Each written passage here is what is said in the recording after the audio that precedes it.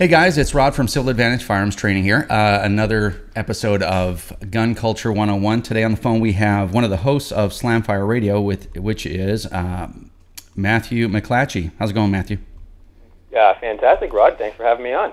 Okay, so we had a couple of points we wanted to chat about, but first, why don't you tell us a little bit about Slamfire Radio? Sure. Slamfire Radio is a podcast, which for those of the viewers who don't quite know what that is, it's basically an internet show, or a radio show that you just listen to on the internet. So it's a bunch of guys. It's Trevor, Owen, and myself. We sit around the computers. We use Skype, and we just kind of have a conversation and talk about what's going on with guns in Canada, and then basically make fun of each other, and then just kind of wrap it up with more making fun of each other. That's quite a description. Yeah, it's there's a lot of podcasts out there, and a lot of them are very politically driven and very serious in nature. And firearms is a serious business, but we felt that there was a certain portion of the listeners who wanted to hear more joking around and more just kind of laid back water cooler / gun shop talk kind of conversation. And so we kind of accidentally recorded the first show. It was just kind of a spur of the moment. Hey, why don't we record this conversation? It's kind of funny. So we did, and that ended up being our pilot episode. So. Yeah, well, that's good. No, I can identify with you that after a while, all the politics does get a little heavy, right, and frustrating. Mm-hmm. We'll touch on a little bit about it's gun culture. Obviously, is the fun stuff, and it's also how we pursue our passion and our future and the rest of that stuff. But yeah,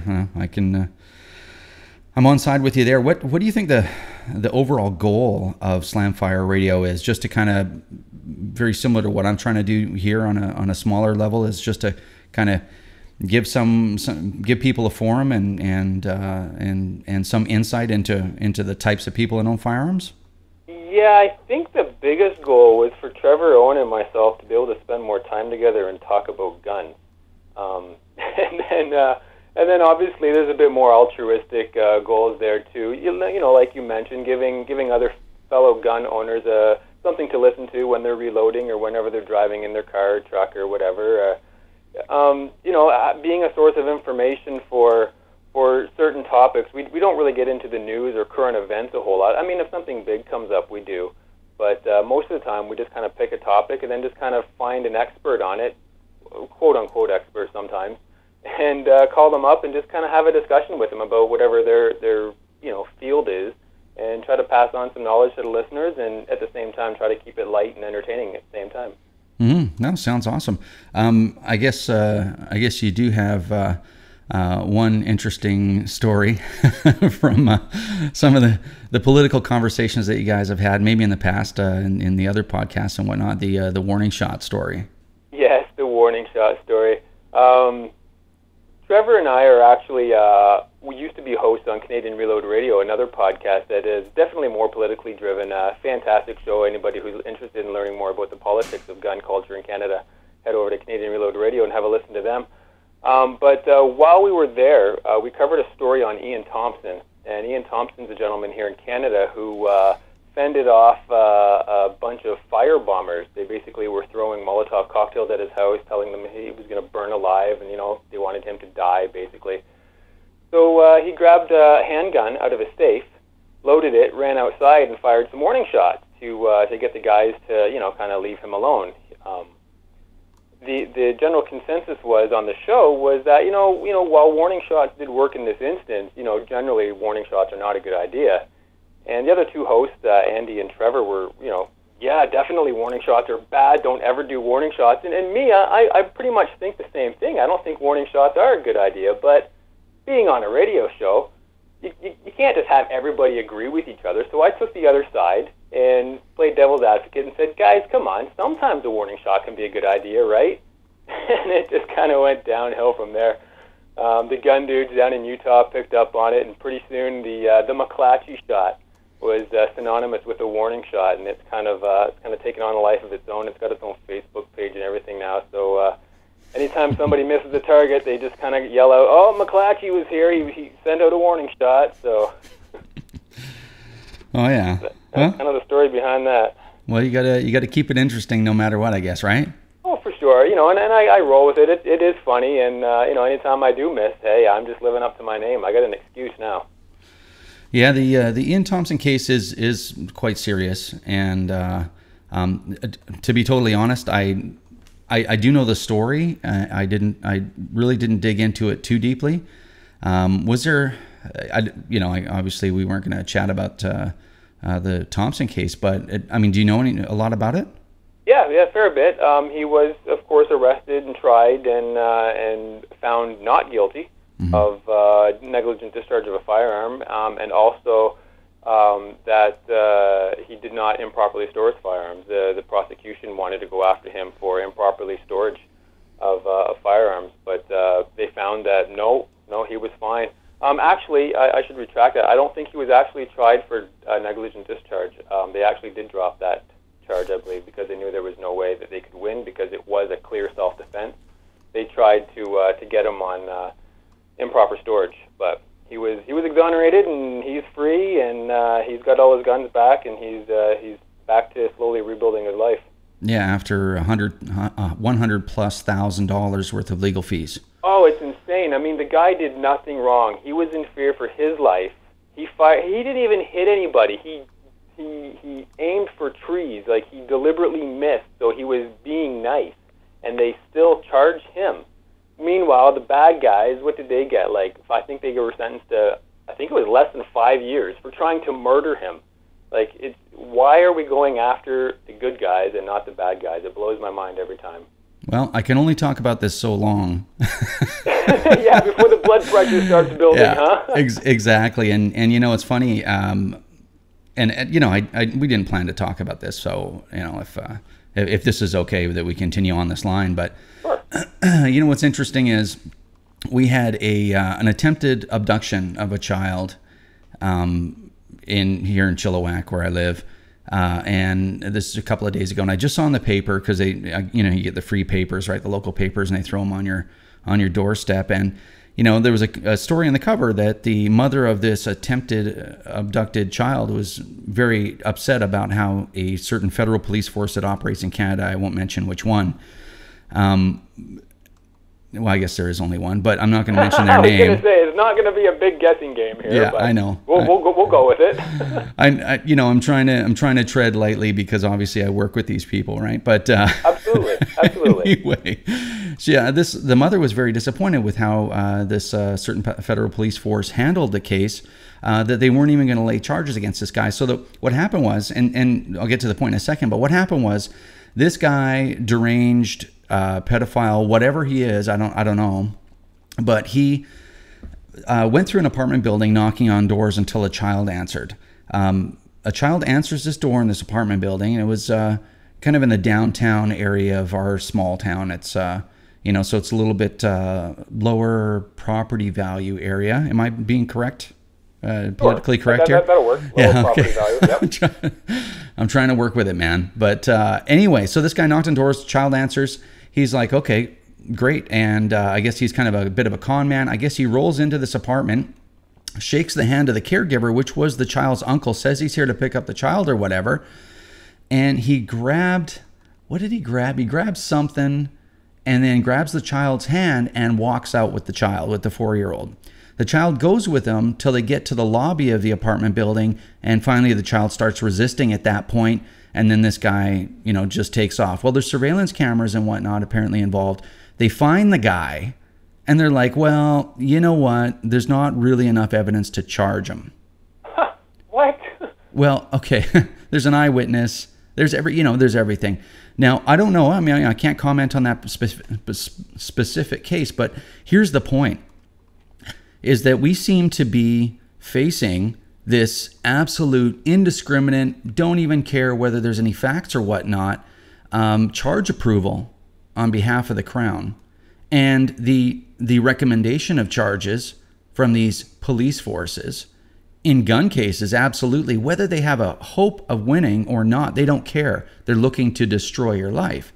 And I don't think I'm being inflammatory by saying that, because if you look at the facts, I mean, in Ian Thompson's case, they're just like, okay, the guy, the law is that if you store a firearm not in a gun safe or not in a locked case, you cannot have ammunition within easy access of the firearm. It's a gray area, and that gray area is there intentionally so that, they can charge the bad people and try to make it stick, and they still have some leeway so that they can back off for the good people. And that's why you have this reasonable, the word reasonable in legislation, because they want to have some leeway there to exercise some discretion. But it seems whenever there's a firearm involved and you have the most upstanding citizens involved, they don't even care. They'll throw $1 million at it to try to convict this guy on charges that they know they won't stick, just to cost him $100,000. And then in real cases, you have a guy that's tried to steal a child. He wasn't stealing that child because he wanted to play house with him. Okay, why do people steal children? I mean, it's very sinister. I don't want the whole thing to go dark here, but exactly. But oh yeah, no charges laid. We're not going to even mess with this guy. So I don't know. It's an ongoing problem, and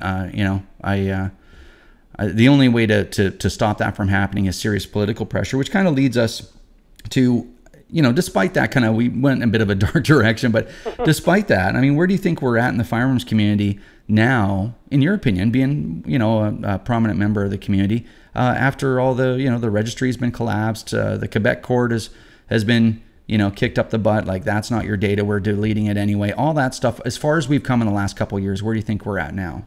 Well, we're definitely better off than we were 5-10 years ago.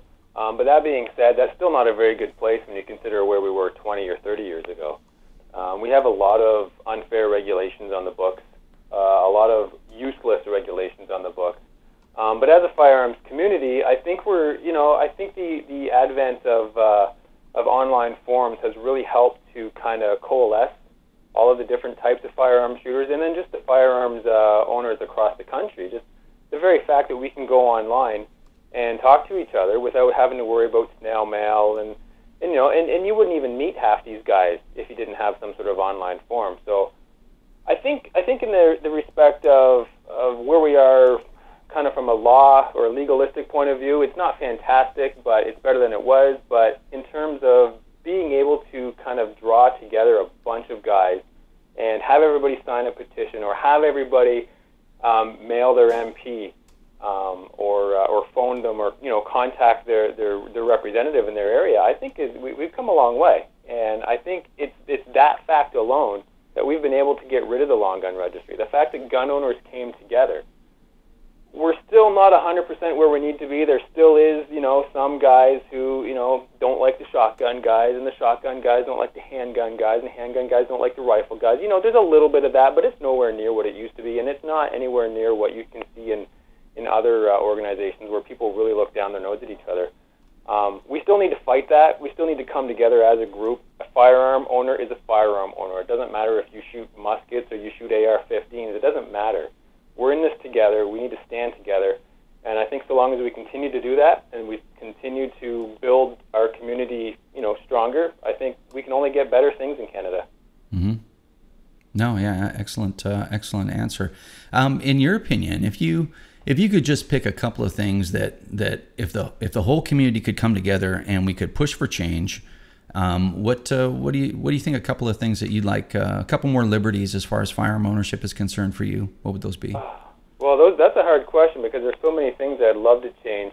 So I guess my list sometimes changes depending on what I think is realistic and what I really want.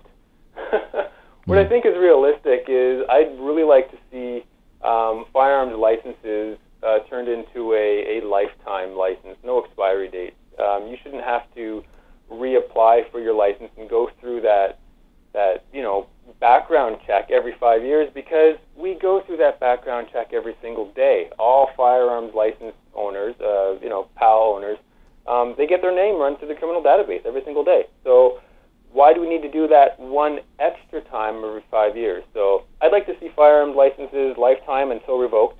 And so that's my more realistic one. But the one I'd really like to see is authorization to carry in Canada. We look to the United States as this is a country that has a huge gun culture. And so we can really look at them and say, is this working or isn't it working? And if you look at the FBI numbers, their crime rates, their violent crime rates are plummeting. And right now, every single U.S. state has at least a type of law that allows citizens to conceal carry. It kind of makes sense. If you're going to go, out raping and pillaging and mugging and attacking, if you know that your victims could be armed, there's probably a good chance you're going to, think twice about what you're going to do. And it looks like it's starting to work down there. So I'd really like to see that come to Canada so we can kind of get our violent crime rates under control as well. Concealed carry. Yeah, no, I agree with that. The probably undesirable part of that for lawmakers is that a lot of bad people, meaning rapists, murderers, pedophiles, child abductors, stuff like that, they're going to end up getting hurt. Oh yeah, that'd be horrible, wouldn't it? Apparently it is. Never mind. Apparently it is horrible, right? Because look at those poor firebombers that ended up getting, shots whizzed by them. I mean, you got traumatized. Imagine the emotional horror of being shot at while you try to burn somebody alive. I don't understand it. Well, you joke, but that's going to cost the taxpayers a lot of money for rehabilitation. Sadly, you're probably right. The only reason that's funny is because it's so ridiculous. But personally, the two that I'd really like is, geez, I guess that's that greed kind of striking me. I'm like, 2, 3 would be nice. Yeah. I agree with you on the concealed carry for sure. I think that's a real uphill battle. That's a huge sea change. I think something, and you can comment on this, I think personally, something that's a little bit more attainable for us would be, I'd really like magazine size limits to go away because they don't enhance public safety whatsoever. In fact, I got a video coming out on that. But I've been watching it over and over and still not sure if I want to release it, to be honest with you. I'm like, is this a little too edgy for me? I have my own opinions, but I'm careful with what I advocate. But magazine size limits do not enhance public safety. There's no physical way that is possible. So I'd really like to see those go away. Usually when a criminal has a gun, it's an illegal gun and they're trying to shoot somebody or they're cruising around with it in their car or in their waistband. You don't need an extra charge of magazine size capacity to prosecute them. We could do this stuff a lot more efficiently, and we'll save it for another conversation. But magazine size limits I'd like to see go away because they serve no purpose at all. And I'd like to see restricted firearms allowed in the bush, in the forest, because if I can be trusted with an M14, which is a 308 semi-auto, certainly a pistol or an AR-15 is not a big deal. Definitely public safety isn't impacted, and to I guess that goes hand in hand with my other one is that I would like to see the AR-15 delisted as restricted. There's no reason. It's just a centerfire semi-auto rifle. Yeah, I agree with you on both those points. Those would also be on my list, just maybe a little further down, maybe 3 and 4 as opposed to 1 and 2. But magazine restrictions, you're absolutely right. Make 0 sense.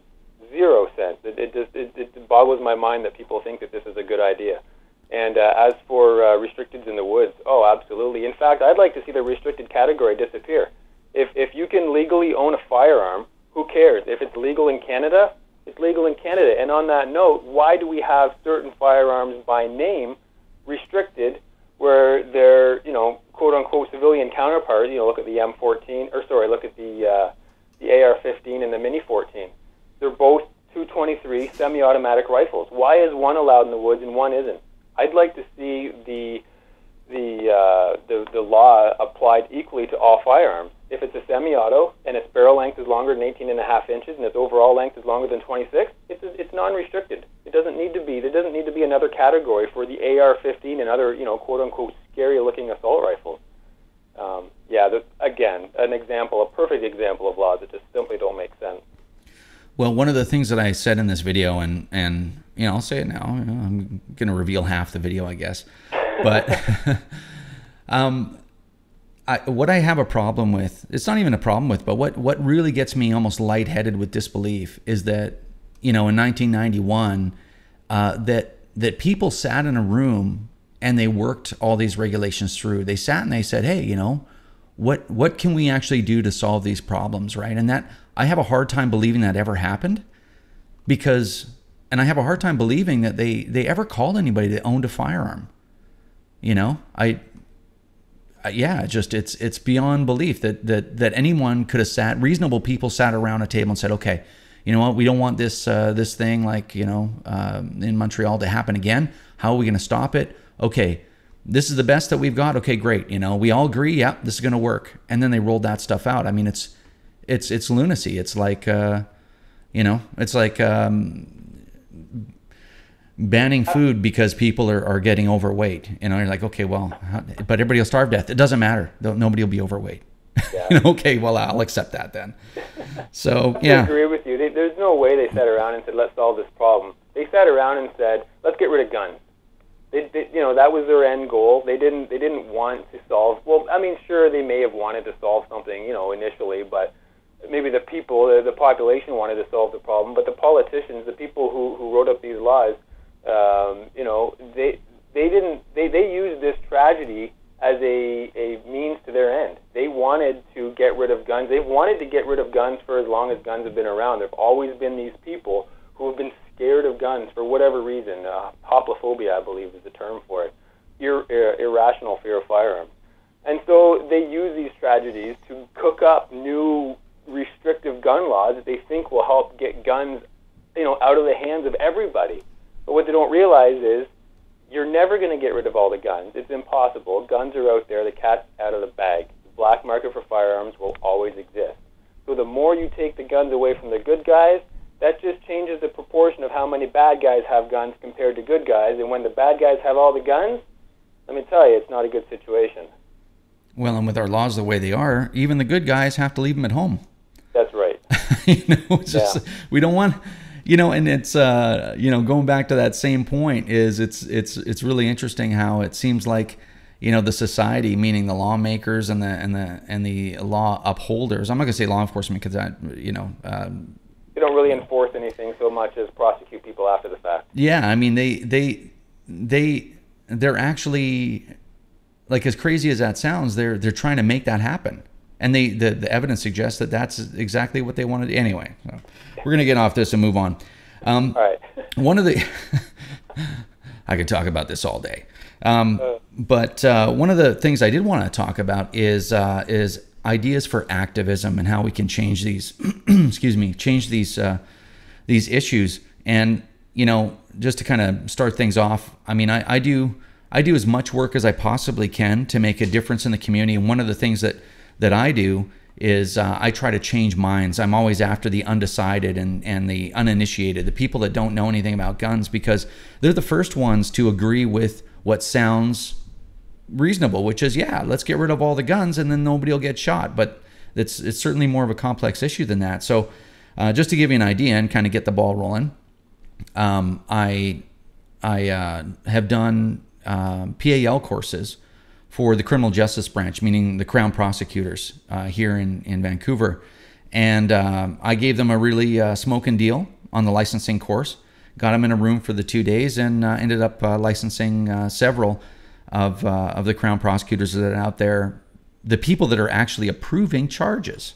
When the RCMP or the Vancouver Police or any other municipal police department comes and recommends charges against someone, they actually, what I wanted them to know is, to have a firearms license and to shoot guns and to go, yeah, I know what a prohibited device is. You're telling me that he has a illegal size magazine and it's classified as a prohibited device, as if he was caught with a hand grenade.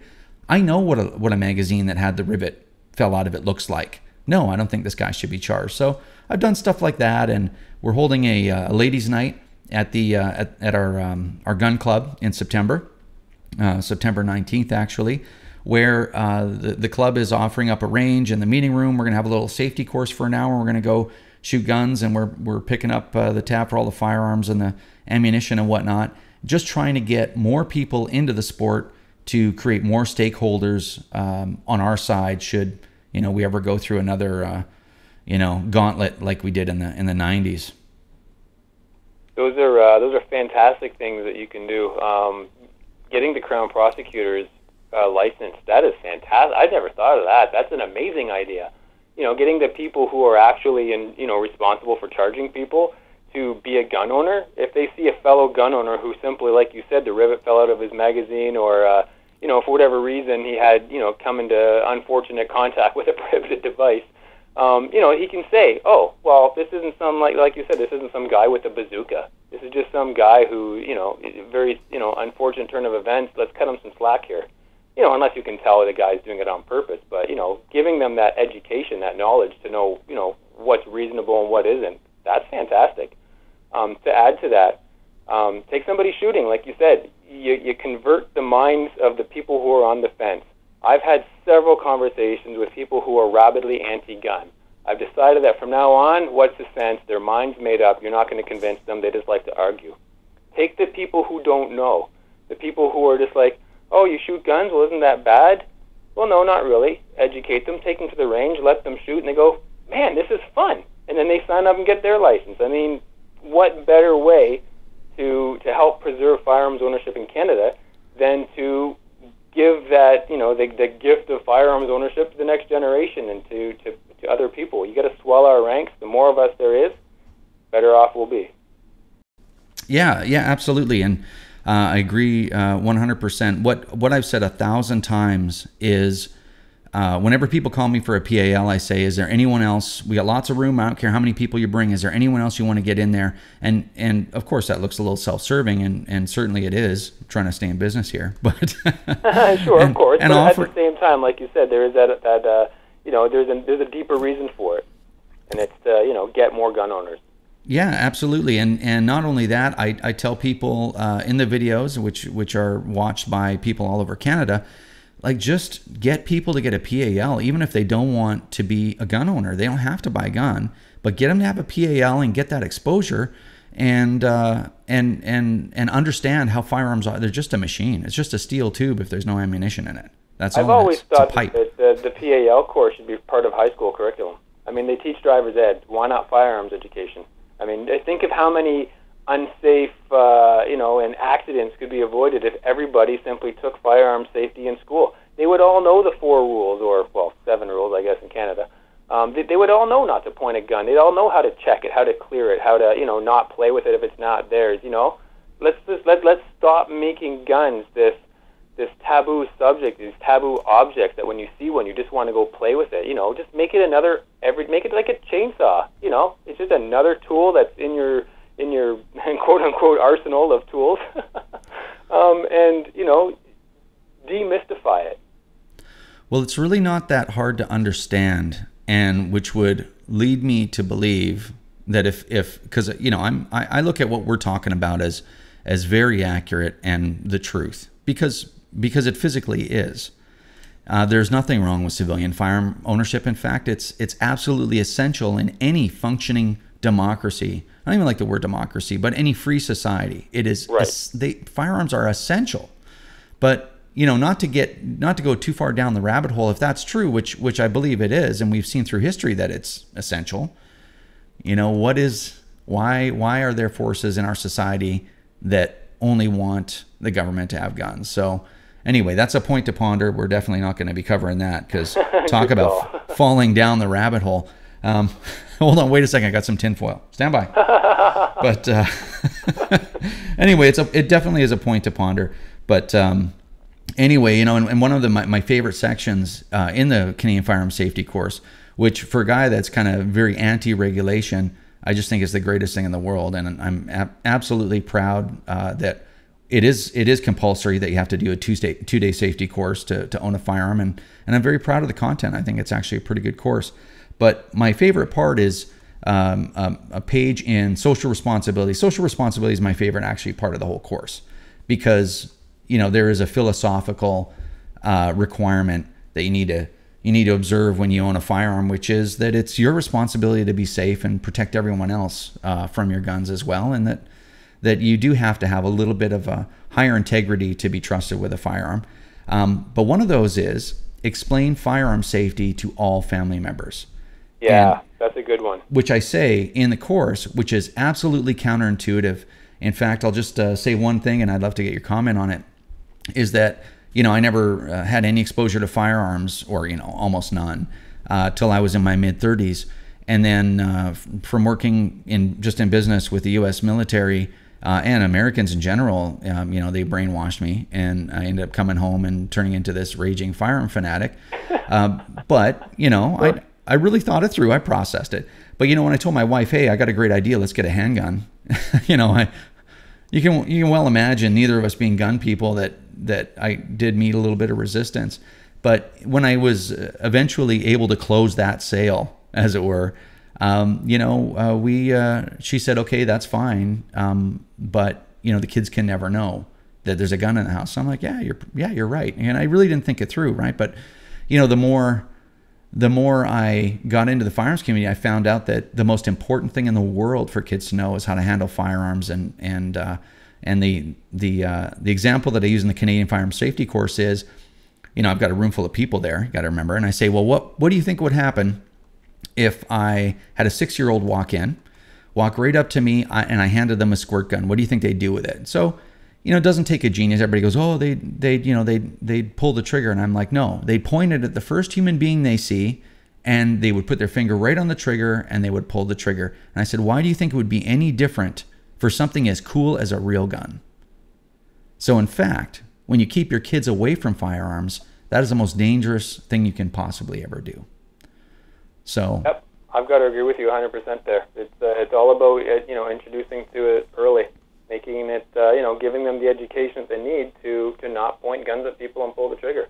Yes, there's a time and place for that, you know, paintball, Nerf guns, water guns, whatever, but there is a definite split, and kids are smart enough to know the difference. Yeah, absolutely. So, you know, what I tell, and you know, I run a lot of people through, you know, I was talking about some of the numbers of people that I run through the firearm safety course with you yesterday.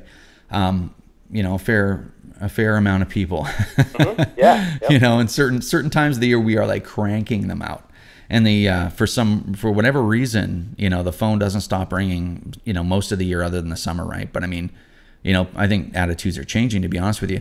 But I tell people, when they get their own guns, lock up all your ammunition, make safe your firearms, lock up all your ammunition, and give everybody that you know a little mini firearm safety course, somewhere around an hour and a half to 2 hours. And even if they're anti-gun, just tell them, hey, listen, firearms handling skills are life skills. Let me pass this on to you. And I think it's really important, at least that you know that. You don't have to buy a gun. You don't have to get a license. You don't have to agree with me. But just let me give you these skills because they're important for our society. And that's really not in the book, but I've been pushing that as well because that reduces a lot of things, right?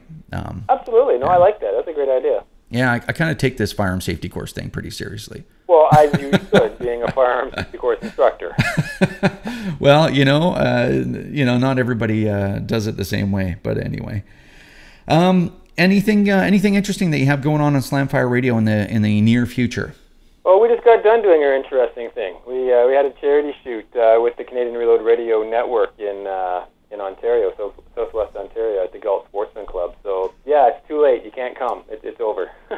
But yeah, for things coming up, nationals. I'm an IPSC shooter. I love shooting IPSC, and the nationals are being held at a very local range to me. It's only a couple hours away, so I'm participating in that, and that's we're coming up to our next episode, which I believe we're recording tonight, which won't mean anything to people watching this on YouTube. But it'll be episode 14. We'll be talking to Chris Kingston, who's the president of the Restigouche Gun Club, who's going to be talking to us about the nationals and about what to expect and how much fun it's going to be. So that's pretty much all we got for excitement lined up. Great. And then how can people find Slamfire Radio and listen to the podcasts? Slamfireradio.com. You can just head right over there. You can download the podcast directly from the browser, or you can go to iTunes, again, Slamfire Radio, and subscribe that way for anybody with Apple products. So that's awesome. I really appreciate you taking the time to chat with me and to appear on this crazy episode of Gun Culture 101. It was my pleasure. I really enjoyed being here, and we are definitely going to have you on our show coming up soon too. So your viewers will have to watch out for that as well. Yeah, well, that would be fantastic. I'd love to. So as always, guys, thanks for tuning in, and you can see us on the web at www.civiladvantage.com. Thanks, and take care.